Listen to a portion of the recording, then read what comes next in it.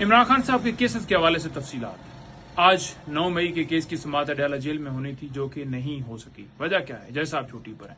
दीगर भी 9 मई के केसेस आए लगे हुए थे, उनमें भी आज समाअत आगे नहीं बढ़ पाई क्योंकि जज साहब छुट्टी पर हैं। 26 के लिए समाअत ये मुलतवी हुई। अब देखिए, जब इनका दिल होता है समाअतें रख देते हैं और रात दिन समाअतें चलती रहती हैं, यानी 10, 11, 12 आपने खुद ही देखा कि समाअतें चलती रहती हैं कोर्ट टाइमिंग के बाद भी। लेकिन जब दिल नहीं होता, जब दिल होता है कि इमरान खान साहब तक उनके वकला की या उन तक रसाई जो है लोगों की महदूद करनी है, तो समाअतें जो है वो मुलतवी कर दी जाती हैं। और ये एक पूरा सेट पैटर्न है। दीगर केसेस के अंदर भी यही हो रहा है। आपके सामने नजर आ जाता है कि एक तरीकाकार अडॉप्ट किए गए और तमाम केसेस के अंदर तो ये शफाफियत के ऊपर बिल्कुल वाज़ेह चीज नजर आती है कि किस तरह पाकिस्तान के अंदर जुडिशल सिस्टम जो है उसको तबाह कर दिया गया है।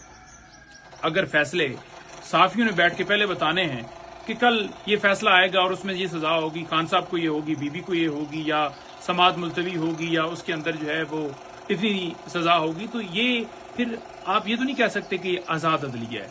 तो ये सारी चीजें निशानदेही करती हैं कि किस तरह जुडिशरी को कंप्रोमाइज किया गया है। अच्छा, इसके अलावा जो तोशाखाना केस है, अब तोशाखाना केस के अंदर समाअत जो है वो ऑलरेडी 1 जुलाई तक जो है मुलतवी हुई है। इसी तरह से जो 9 मई के केसेस के अंदर बेल्स हैं खान साहब की, जो लाहौर हाई कोर्ट के अंदर पेंडिंग है, वो भी 23 तक समाअत मुलतवी है। तो सवाए मज़ामत के हमारे पास कोई ऑप्शन नहीं, क्योंकि अदालतें इस वक्त खत्म कर दी गई हैं। 26वीं तरमीम से पहले कुछ रही थी कसर, पहले भी कसर तो बाकी नहीं थी, जजेस अपनी मर्जी के बैठा, लेकिन अब तो बिल्कुल ही खत्म हो गया। तो अब हमें निकलना होगा। जब खान साहब की कॉल आई तो पूरा पाकिस्तान निकले अपनी हकीकी आज़ादी के लिए, अदलिया की आज़ादी के लिए, रूल ऑफ लॉ के लिए, जमहूरियत के लिए, डेमोक्रेसी के लिए, अपने कप्तान के लिए आप निकलें। इंशाल्लाह फतह आपका मुकद्दर होगी।